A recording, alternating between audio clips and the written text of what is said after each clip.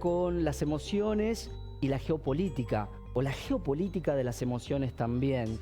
El mundo circundado a través de lo que sentimos, y a través de lo que sentimos, lo que pensamos, y después de lo que pensamos, lo que hacemos efectivamente. Y claro, porque gobernantes y ciudadanos somos conducidos por nuestras emociones.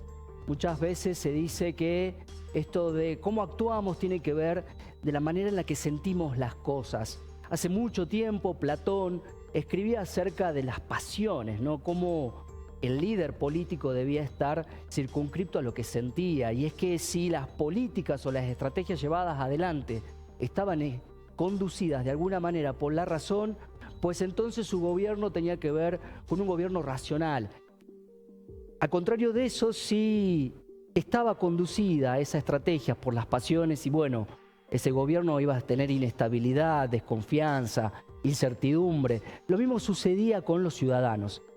En esta época, siglo XXI, también tenemos que hablar y volver a pensar acerca de qué pasa con las emociones. Cuando sentimos y nos enfrentamos a traumas, a crisis, ¿cuáles son las vías de escape para resolver esa situación? A escala internacional sucede lo mismo con los estados, y es que el Estado tiene una conducta orgánica, dicen los especialistas en relaciones internacionales, y por supuesto que sus estrategias frente a esas crisis también son conducidas por esas emociones y esas pasiones. Y es que también desde la geopolítica debemos preocuparnos por realizar una especie de mapeo de esas emociones, con la finalidad, por supuesto, de llevar adelante una estrategia consensuada con nuestros ciudadanos y para llevar adelante también políticas que tengan que ver con encontrar nuevas soluciones, llevar adelante contribuciones para otros, de alguna manera conducir en cooperación para la resolución de crisis y conflictos. Hoy en Antena Geopolítica vamos a tener un invitado de lujo. Vamos a estar charlando con Marcelo Amuchastegui, un neuropsicólogo que nos va a venir a contar, y también vamos a expresar y vamos a reflexionar sobre las emociones y cómo se conducen. Queremos charlar de qué se trata esto del miedo y la esperanza, porque algunas comunidades conducidas por el miedo pueden llevar a crisis profundas, a la no resolución de conflictos.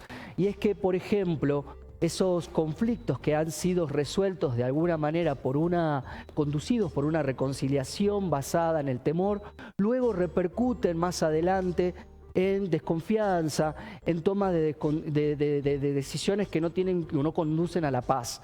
Y es que, por ejemplo, el hecho de que la paz sea de alguna manera un trabajo consensuado y que tiene que ver con la cooperación de las personas que allí conviven en esa comunidad, termina resolviendo de alguna manera el estado pacífico de las cosas.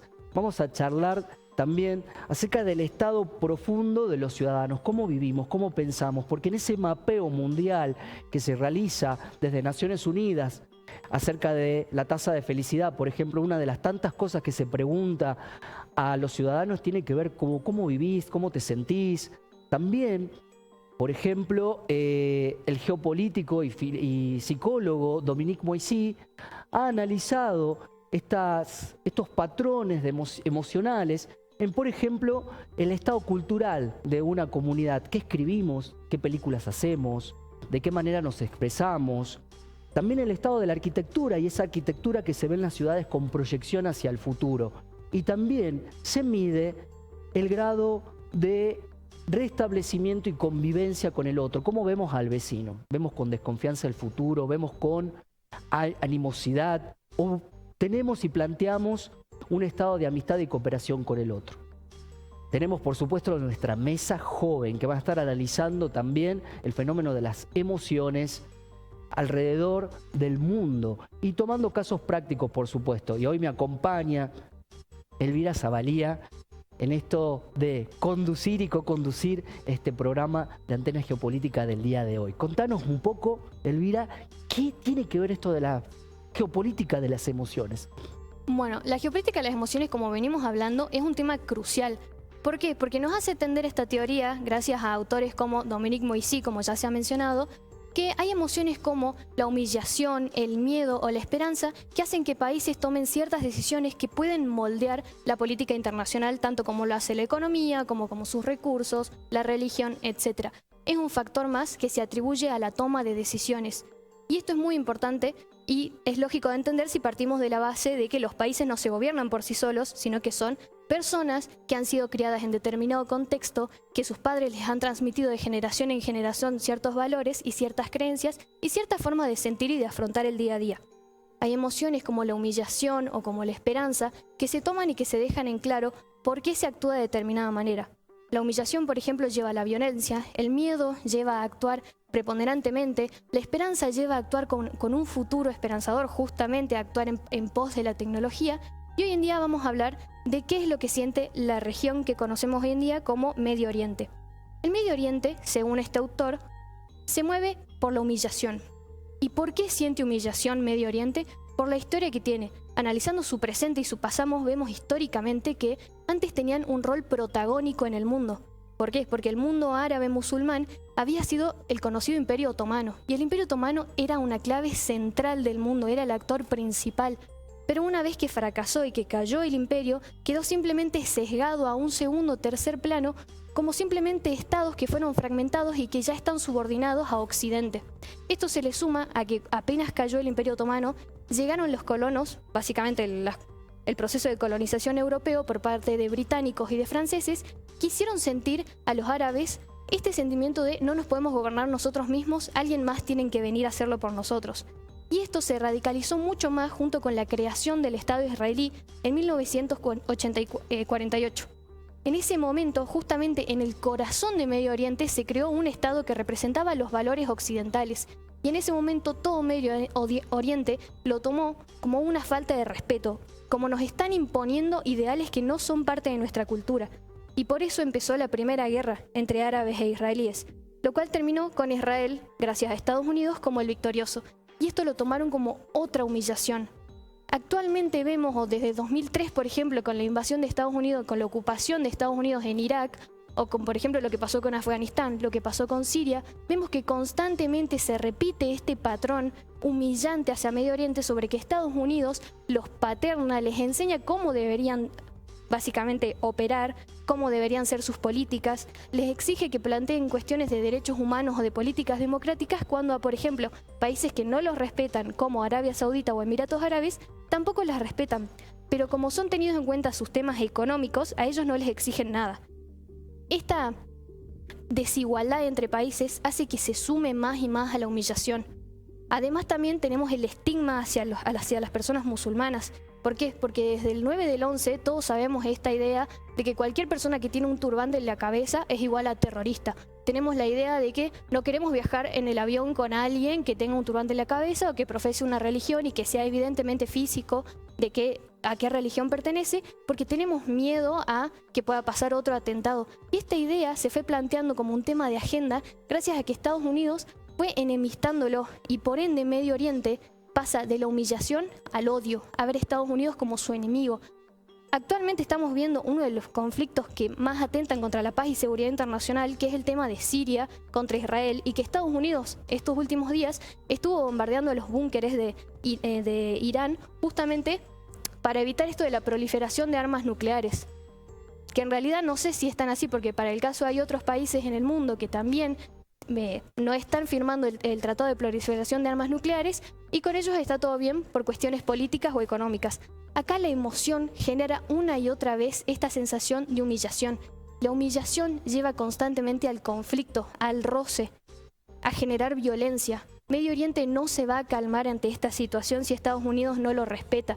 No estamos diciendo que no se deban respetar los derechos humanos, sino que justamente no se debe tomar desde un lado paternal Estados Unidos a Medio Oriente para intentar educarlos, porque eso va a seguir fomentando más y más esta sensación de que están humillados, de que están sesgados, de que están debajo de ellos y no son los protagonistas como antes con el Imperio Otomano. Y esta sensación una y otra vez genera tensiones geopolíticas como las que vemos actualmente. Qué importante esto, ¿no? De tener en cuenta las emociones de los ciudadanos, ¿no? Tener en cuenta y hacer un mapeo, como bien hizo Naciones Unidas en el 2015, conocer acerca de lo que sienten los ciudadanos respecto de la incertidumbre hacia el futuro, de conocer, por ejemplo, del desarrollo, de la posibilidad de trabajo, de la posibilidad de crecimiento. Importante también el sentimiento de identidad, ¿no?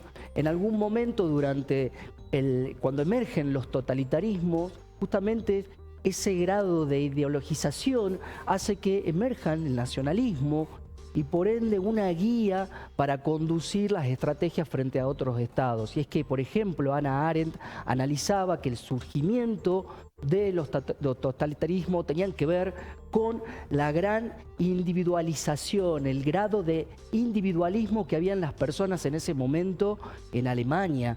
Entonces, percibir esta sensación desde el lado de los ciudadanos es muy importante, percibir el estado de felicidad, el estado de animosidad y, por qué no, los miedos profundos. La Mesa Joven también tiene un montón para contarnos hoy acerca de los miedos, de las pasiones, de eso que conducen las estrategias a los gobernantes. Tal cual. Esto lo podemos ver en todo el siglo XX e inclusive vamos a analizar dos casos como son Ruanda y los Balcanes.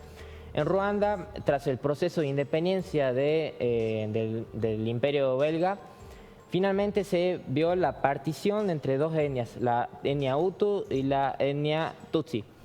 La etnia Tutsi era una minoría de un 10% y la minoría Hutu era de aproximadamente un 90%, pero la Tutsi era la que tenía el control de la ganadería, el control de muchísimos recursos y había sido beneficiada inclusive por los belgas.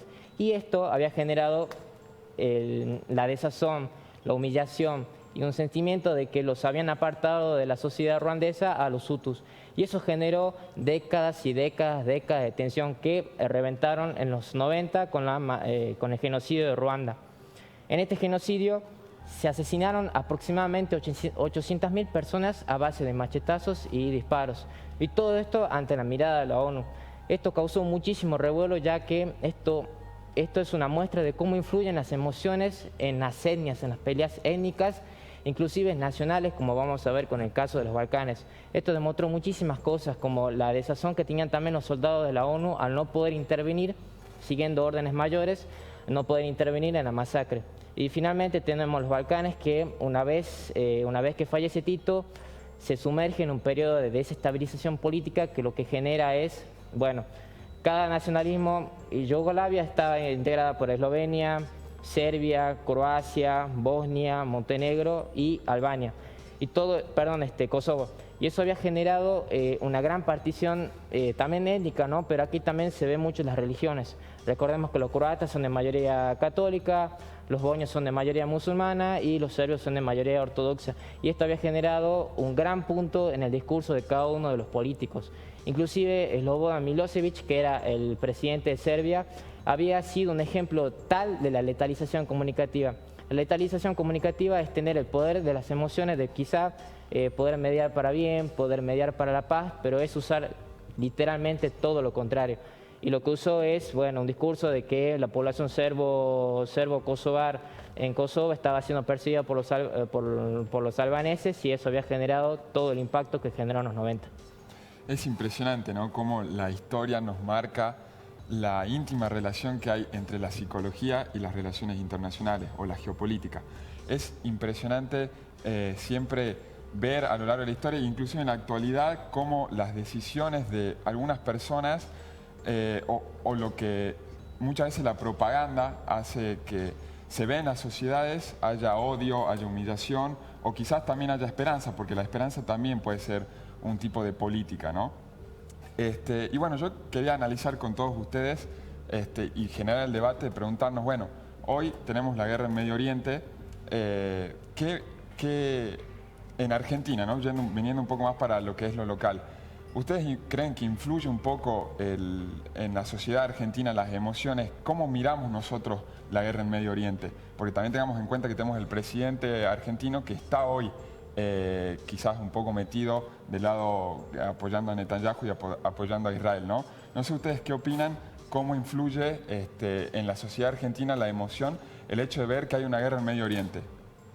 Hoy la globalización conduce a que estemos involucrados de alguna manera mundialmente en estas problemáticas, ¿no? Y cómo atraviesan las emociones el estado natural de los ciudadanos, es decir, tomamos parte de cada cosa que sucede alrededor del mundo, ¿no? En la otra punta del mundo, eso es increíble, o sea, cómo nosotros ya nos vamos involucrando y vemos gente que está de un lado, del otro, y quizás nosotros no tenemos la misma historia, quizás no compartimos la misma etnia, la misma cultura, pero sin embargo las emociones, porque somos seres humanos, nos llevan a opinar y a generar un debate, decir, bueno, estoy de este lado o estoy del otro lado, ¿no? No nos sentimos ajenos a todo lo que pasa con los bombardeos, los misiles, y ver cómo quizá mucha gente sufre por eso y que por suerte nosotros estar tan lejos no podemos sentir ese tipo de emociones. Así es, y algo muy interesante que dice Dominique Moissy es si el proceso de reconstrucción está llevado adelante por el miedo, pues entonces el proceso de reconstrucción y la paz y la reconciliación van a estar basadas en esa emoción y luego va a ser muy difícil sostener la paz a largo plazo. Entonces, desde ese lugar, pensar como ciudadanos, de cuál es nuestro filtro emocional para pensar acerca de los sucesos internacionales. Claro. Así es, hoy en día, o sea, si bien los estados son los actores internacionales, pero ¿quiénes forman los estados? Las personas. Y las personas tenemos emociones y nos influyen. Entonces, a la hora de tomar decisiones, quizás los líderes deberían ser un poco más conscientes de esto, ¿no? De la psicología y tener un poco más en cuenta la psicología y lo que se va a hacer a la hora de tomar las decisiones, porque no es nada fácil, ¿no? Tal cual, no es nada fácil. También algo que pasaba, por ejemplo, otro caso histórico en Medio Oriente, es lo que pasó con la invasión de Irak del 2003. Eso influyó en la gran partición de la sociedad iraquí. La sociedad iraquí se vio profundamente desarraigada, humillada, incluso con una gran desazón por el hecho de que una potencia extranjera los haya intervenido y mucha población sunita haya sido sacada de sus hogares, haya sido despedida de sus empleos y bueno. ¿Cómo se ve esta cuestión de la partición del territorio, ¿no? En geopolítica nosotros estudiamos esta cuestión del territorio, la base geográfica como demostración de un fenómeno en la Tierra y con ella sus ciudadanos y sus gobernantes. Pero también cruzada por esta disposición de las emociones, ¿no? Cuando un miedo o el terror o el hecho de la desconfianza frente al otro conduce la estrategia política, pues entonces la animosidad frente al otro, la reconstrucción, puede ser pecaminosa a lo largo de la historia, ¿no? Y esta cosa de partir los territorios lo vemos, por ejemplo, en los casos que ustedes mencionaban, ni hablar de, por ejemplo, el territorio kosovar y cómo un lado y del otro quedaron separados familiares, el hecho también de Corea del Norte y Corea del Sur. Es increíble escuchar historias de parientes que han quedado separados por una idea política, por una estrategia política y que finalmente, a la hora de consultar a sus ciudadanos, todavía sienten el amor, todavía sienten la hermandad y la fraternidad con el que está del otro lado del muro, por así decirlo. Vamos a charlar y vamos a darle paso a nuestro invitado súper especial. Él es Marcelo Amuchastegui, él es neuropsicólogo y creo que vamos a empezar por lo primero. Marcelo, ¿cómo estás? Buenas tardes, muchas gracias. Gracias por tenerme. Saludarte y por supuesto empezar con una pregunta que tiene que ver con ¿qué es la neuropsicología? La neuropsicología es nada más que la vieja psicología, pero aplicada a la forma en la que funciona el cerebro. Antes se pretendía que el paciente se tuviera que adaptar a los tratamientos y ahora la neuropsicología se ocupa de darse cuenta que hay formas estructurales en las que funciona el cerebro y si obramos de acuerdo a ello, los cambios son mucho más evidentes y a veces instantáneos. ¿Cómo se puede pensar a esto de la neuropsicología aplicada a las comunidades? ¿Puede haber conductas colectivas que todo el mundo actúe de una manera porque hay una imposición vertical, quizás de otra emoción más grande? O sea, ¿se puede espejar con el líder político?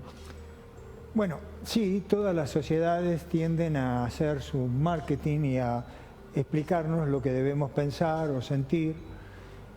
Y está en nosotros elegir lo que queremos comprar o de qué forma queremos comportarnos.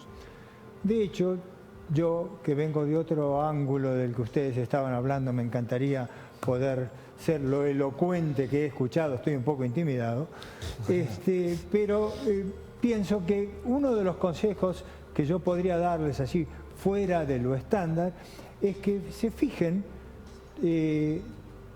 cómo van pensando y luego, irónicamente, los invito a que no se crean todo lo que piensan ustedes mismos, porque es fácil no creer lo que otro nos dice, pero es como automático pensar que como nosotros somos los que lo pensamos, ignorando que las presiones nos hacen pensar de una u otra manera, eso debemos creerlo, y tampoco es necesariamente así. Así que tenemos que tomar una perspectiva de quién somos y muchísimas veces no actuar de acuerdo al conocimiento que está siendo tan idolatrado en nuestra cultura últimamente, en vez de a las características de nuestro propio ser, de quiénes somos y de cómo nos comportamos. Como una guía propia, ¿no? De decir cómo pienso y lo que siento, y termina siendo una guía personal, ¿no? Y esta cuestión de cómo se conducen las emociones, y digo, toda comunidad se ve reflejada en la identidad de las personas, o las personas reflejan su identidad a partir de lo cultural. Lo cultural son nuestros modos de convivencia, nuestras costumbres, cómo nos llevamos con el otro. ¿Crees vos que esto de la identidad hoy marca una conducta frente a la comunidad? ¿Cómo se ve el ciudadano hoy, identitariamente, en términos psicológicos, digo, cuando se ve plantada una comunidad? Porque digo, muchos se quieren ir, muchos dicen, no me banco esta situación, no me banco esta ciudad, no me banco esta política, me quiero ir. ¿Qué pasa ahí con la identidad? La identidad se la van a llevar, porque hay una realidad. No importa a dónde vayas, ahí estarás. Entonces, lo que sea que tenés ahora, te lo vas a llevar, y el único cambio es el interno, el que podemos darnos a nosotros mismos.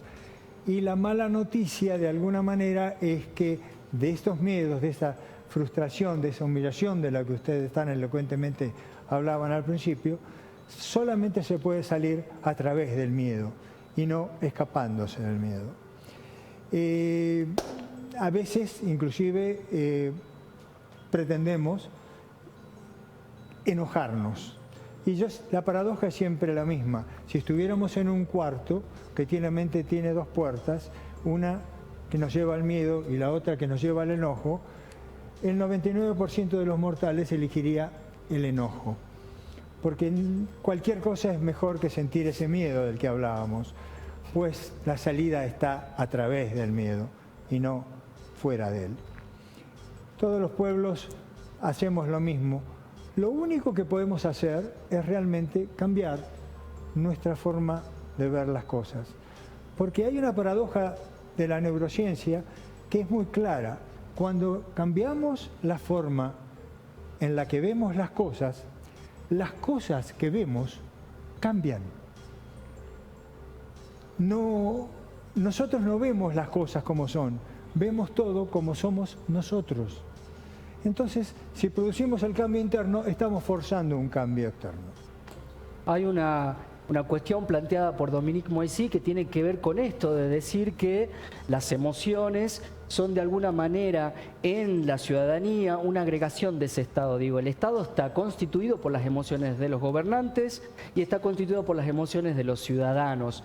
Y muchas veces el temor, el miedo, es la vía rápida para terminar de resolver una cuestión. La quiero sacar y a través del miedo, porque lo llevo al enojo, ¿no? Pero la construcción y la resiliencia llevan un tiempito más, parece, ¿no? ¿Qué es esto del miedo? ¿Qué es el miedo? El miedo es una emoción que lamentablemente nunca nos lleva a buen puerto. Hay dos cosas que uno puede estar seguro. Si la decisión que se tome, política o individual, está basada en el miedo, el resultado final no va a ser bueno.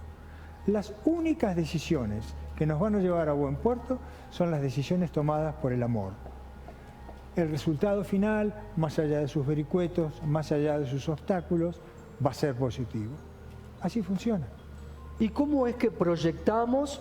Porque me decís esto de la construcción a partir del amor, ¿no? Que es lo contrario al miedo, que tiene que ver con la confianza también, ¿no? Obvio. ¿Cómo construyo en un estado de crisis? Y estamos hablando de los ejemplos que dieron la mesa joven y que dio Elvira, que son estados en crisis permanente.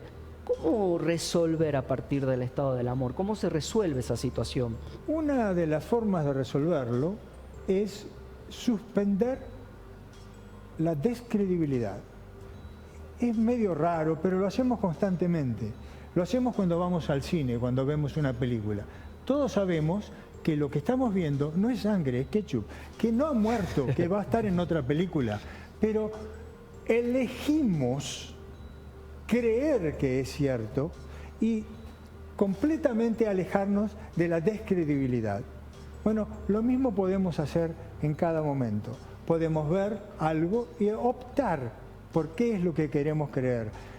Nos ocupamos muchísimo últimamente de qué es lo que vamos a comer y nos ocupamos de las dietas. Pues ocupémonos un poco más de lo que nos ponemos en el cerebro, que es lo que va a terminar guiando el resto de nuestro cuerpo. ¿Existe hoy quizás un sentimiento generalizado de la no posibilidad de reconciliación a escala mundial? Esa puede ser otra creencia. Cuando realmente aparecen sentimientos así, que uno ve que tienen distintas presiones por otros lados, tendríamos que ver quién se beneficia de eso.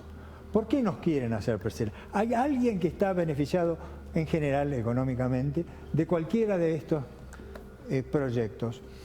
Una vez que encontramos el beneficio, podemos entender que no necesariamente tienen nuestra mejor experiencia como uno de sus metas.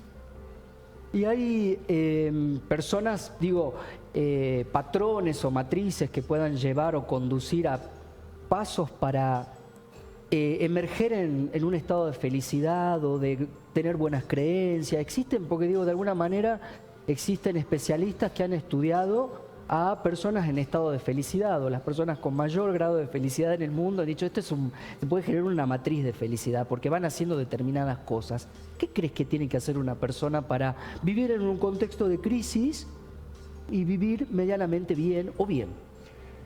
Básicamente tendría que apoyarse en dos grandes pilares, que son trabajar de lo que a uno le gusta, que bien dicen que cuando uno trabaja en lo que a uno no le gusta deja de trabajar y pasa a ser lo que a uno le gusta para siempre, y la familia y el amor.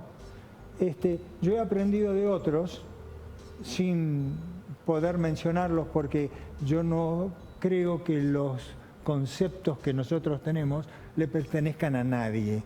Creo que son todos nuestros, que cada uno de los conceptos que hoy ustedes están brindando a sus televidentes son de ellos. Y son herramientas que con un poco de suerte ellos actuarán en esa función. Entonces, las funciones que cada uno va a tener van a ser de evolucionar y cada uno va a estar cada vez mejor. Es muy interesante porque cuando la gente no tiene la capacidad de acercarse hacia la luz y mejorar, bueno, siempre hay un fuego que viene por detrás que nos va a llevar en la misma dirección. O sea que o nos movemos hacia la esperanza, hacia lo correcto, hacia lo positivo, o las cuestiones negativas nos van a dar el suficiente material como para crecer, y al no ser el mismo que ayer no hizo nada, mañana uno podrá hacerlo. Me gusta esto que tomás como tópico central del análisis, porque hablas de maestro, hablas de educación, hablas un poco de poder ubicarse en terreno. Y por ejemplo, Johann Galtung hizo uso de los talleres que tenían que ver con la pacificación para romper un poco el estado de amenaza entre un estado u otro, entre un gobernante u otro, entre una comunidad y otra. Y aporta esto a las comunidades, el hecho de aprender, ¿no? Educarnos en la convivencia, educarnos en la cooperación, educarnos hacia nosotros mismos internamente también en ese estado del ser, de vivir pacíficamente nosotros. ¿Qué pensás acerca de la educación? ¿Qué rol cumple en medio de la crisis y en el espíritu? Yo creo que la educación nos va llevando a mejorar, a crecer, a ser distintos. Creo que la persona que empieza a aprender no es la misma que termina. Y que hay diferentes pasos y que no debe ser abrumador hacerlo, porque es como cuando uno va a subir una montaña. Uno tiene una visión en la base, pero cuando uno ya sube un tercio de ella, ya cambia. Ya de donde uno venía, se ve muy abajo, ya está más cerca de la cima y los conceptos no deben ser los mismos, son dinámicos, tenemos que cambiarlos, tenemos que tener la suficiente elasticidad como para saber que tenemos que ir amoldándonos y lo que veíamos ayer no es lo que vemos hoy.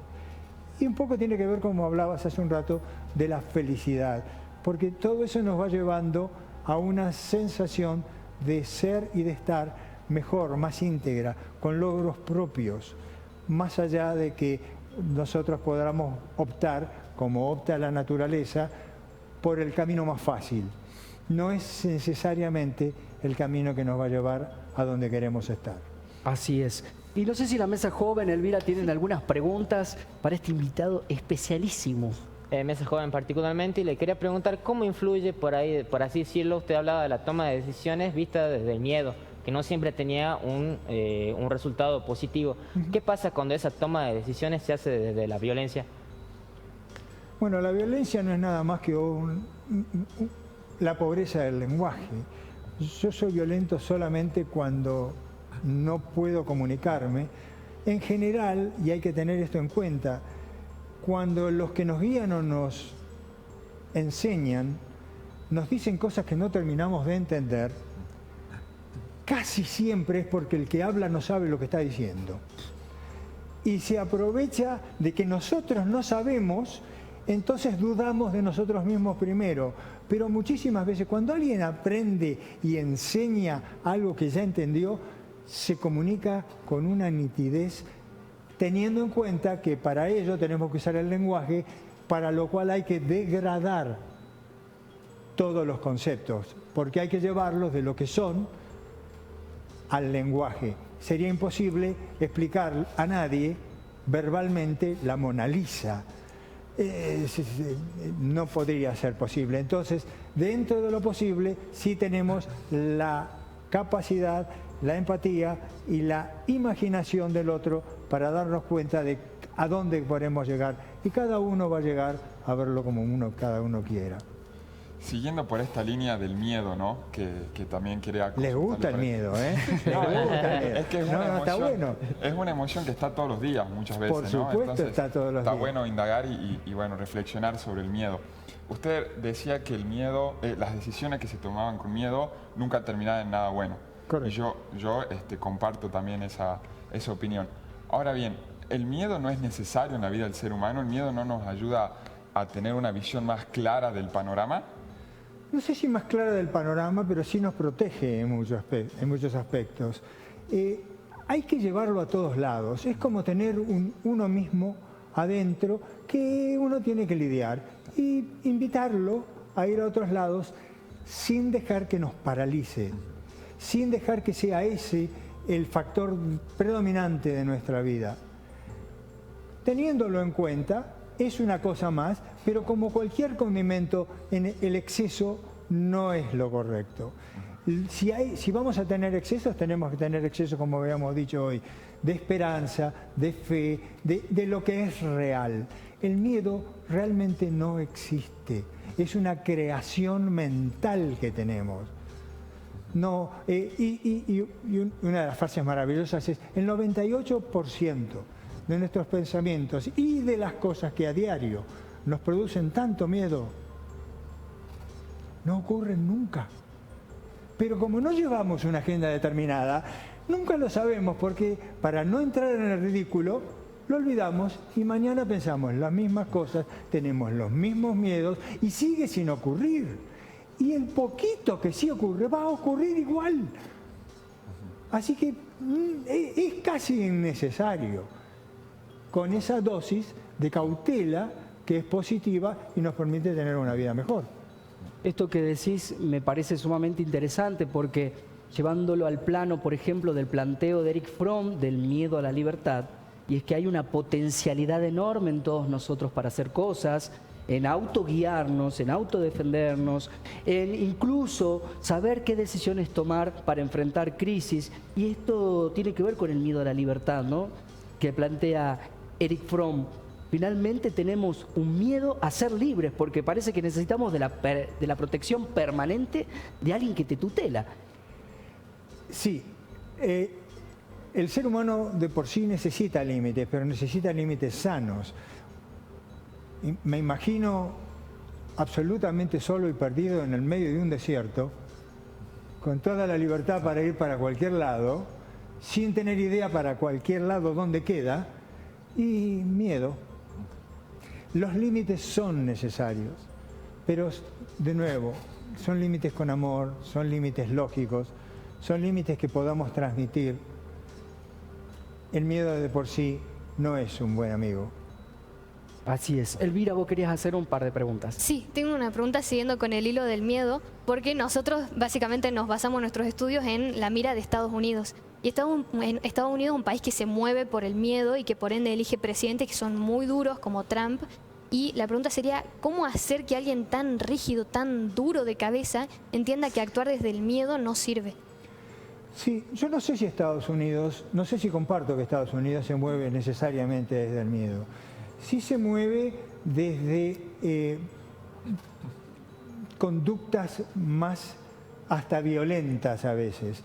En Estados Unidos también se mueve de mucho amor, se mueve de mucha estabilidad, se mueve de mucha conveniencia capitalista necesaria para el sistema que tienen.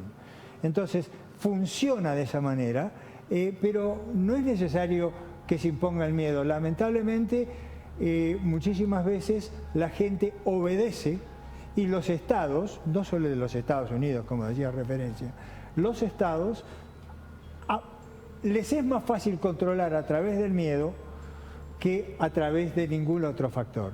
Es más fácil convencer a alguien de una mentira que de la verdad. Así que, y hay ciertas fórmulas como repetir una cosa una X cantidad de veces que se transforman en verdades, aunque no lo sean originalmente.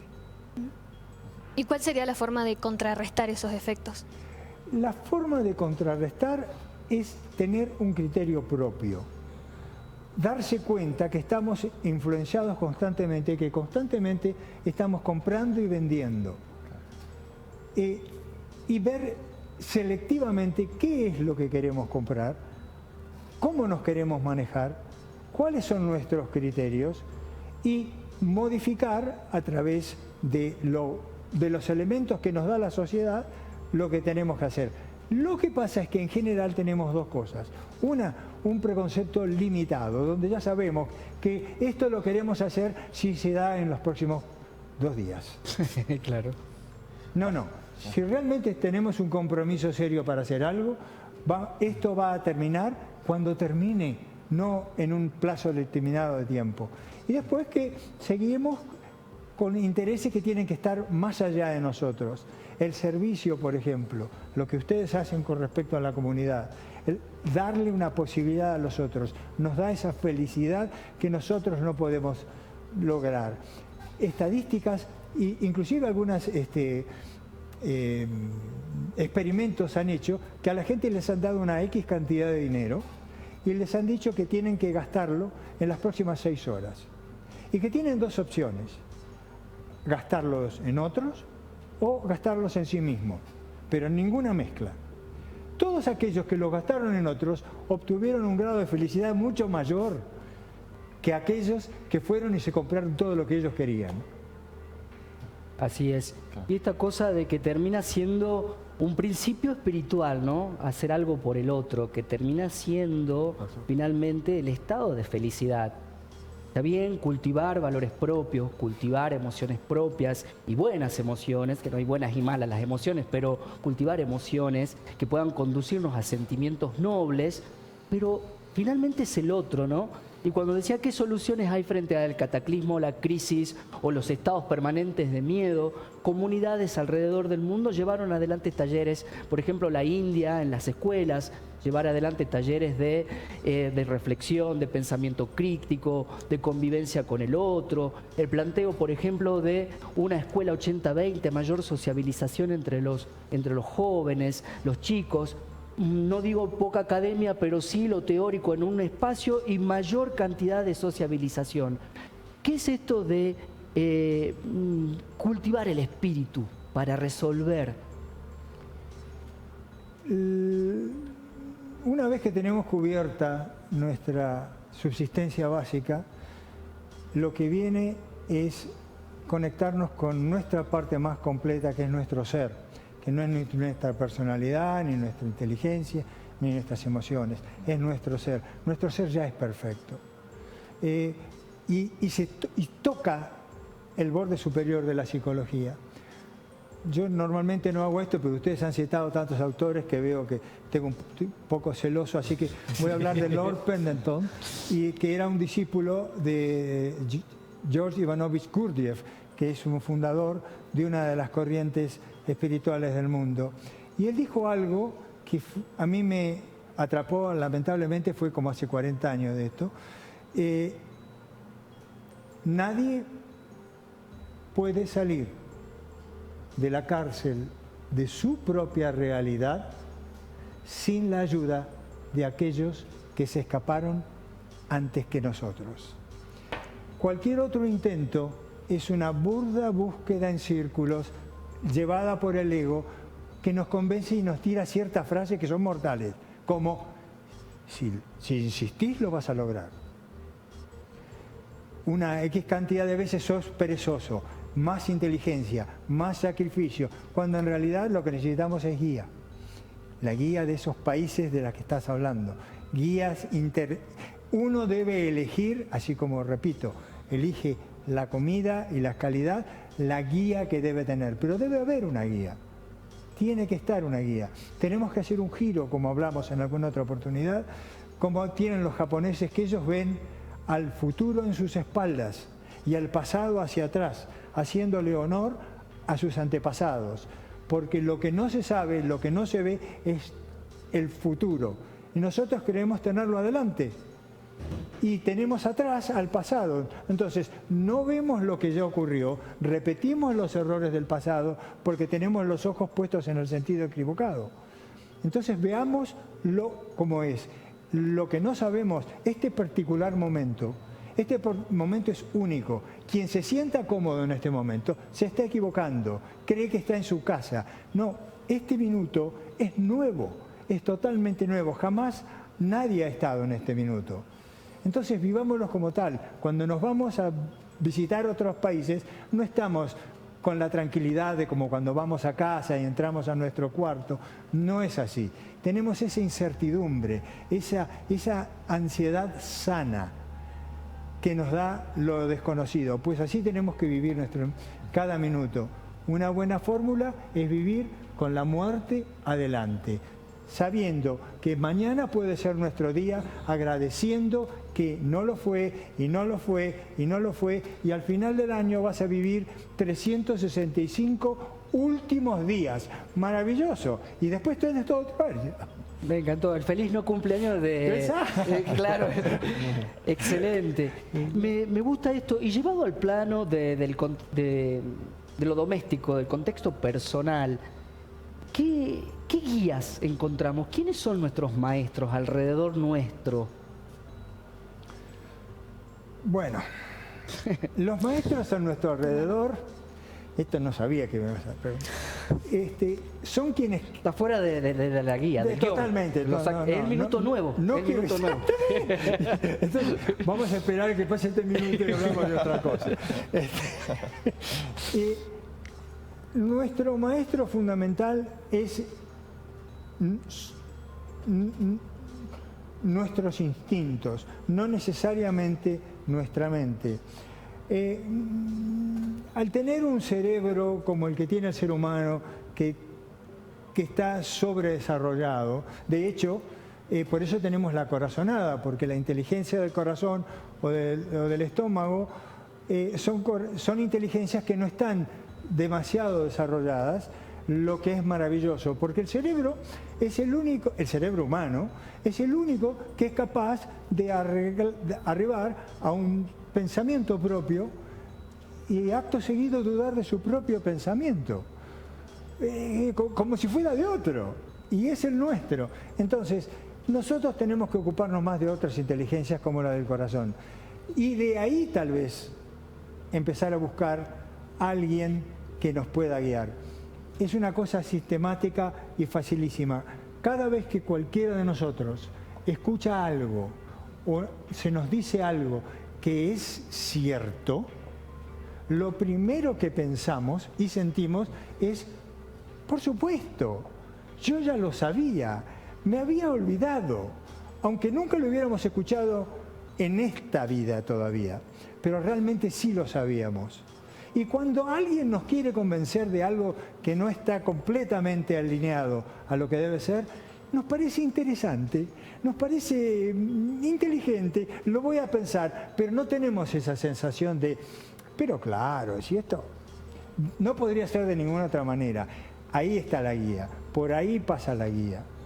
Y me viene de alguna manera esta alegoría del río Leteo de Platón, cuando las almas cruzan por ese río del Leteo y se olvidan absolutamente todo, porque las almas en algún lugar saben y conocen todo.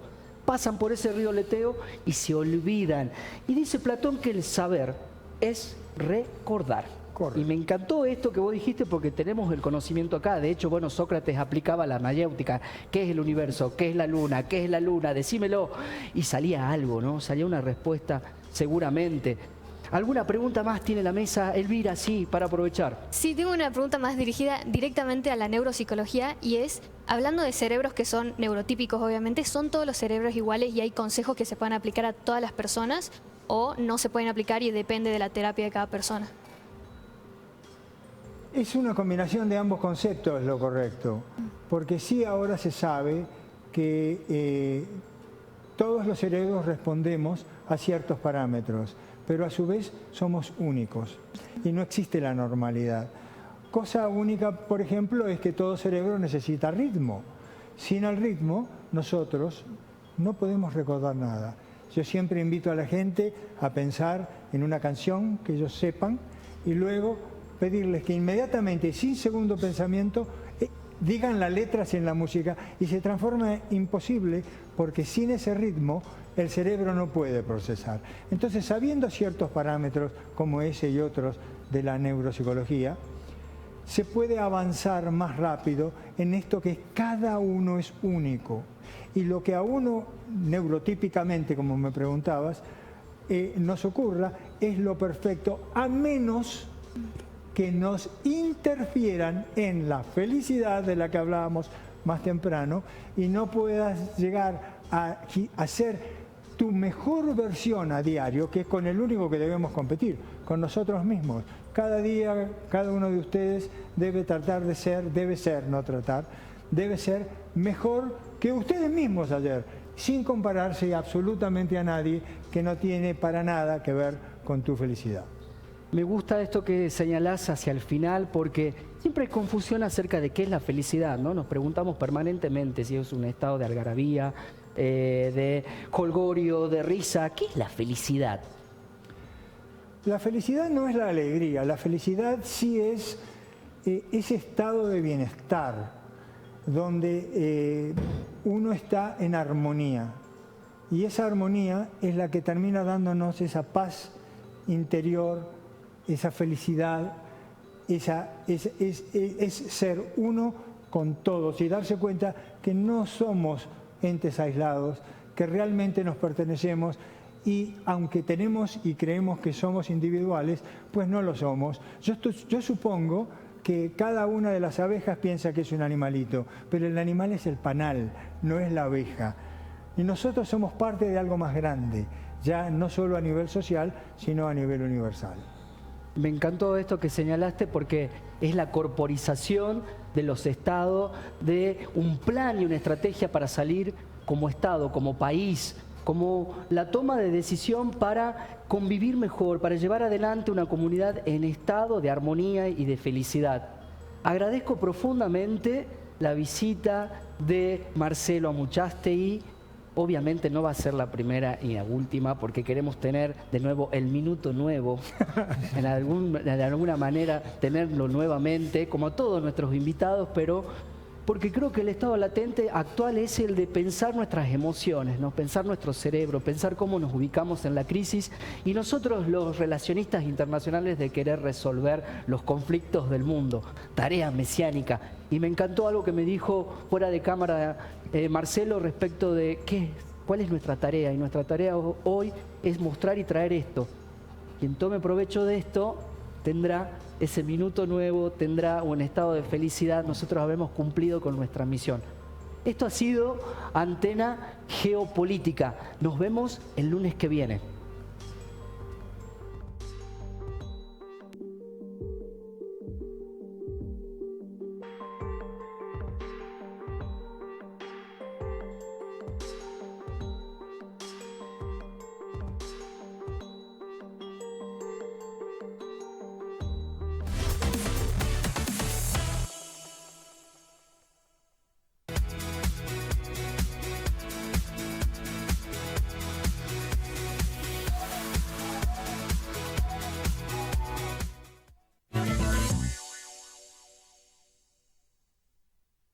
¿Querés saber qué obras se están haciendo en toda la provincia? Ingresa a obras.salta.gov.ar y conocé cada proyecto en marcha, en tu municipio, en tu localidad o en tu barrio. Consultá el avance, la ubicación y el monto de inversión.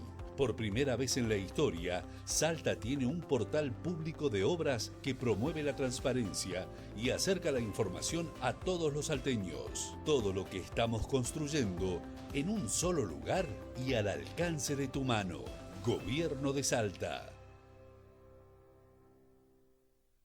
Llegó el aguinaldazo Comodín para hacerlo rendir al máximo.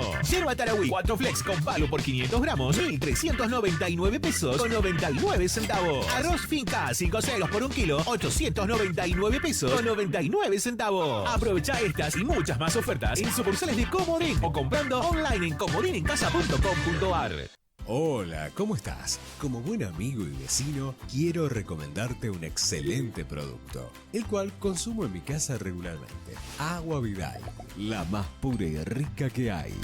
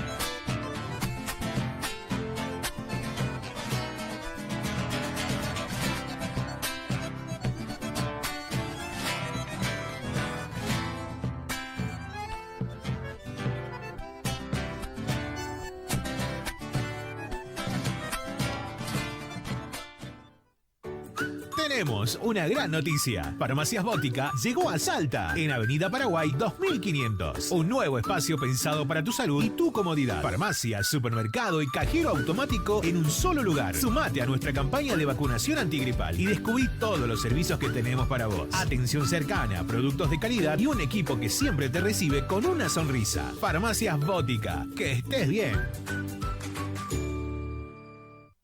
Es tan grande el orgullo que sentimos los salteños por lo nuestro, que salta a la vista. Salta cada vez que te vas y salta cada vez que volvés. El orgullo por lo nuestro es tan grande que siempre salta. El sabor que nos une. Dimensión Comics, edición final. Conoce a las voces de Goku y Freezer, a Rulombo y a Ale Sicula. Dibujantes y cosplayers nacionales, sector de videojuegos, shows, coleccionismo, stands y mucho más.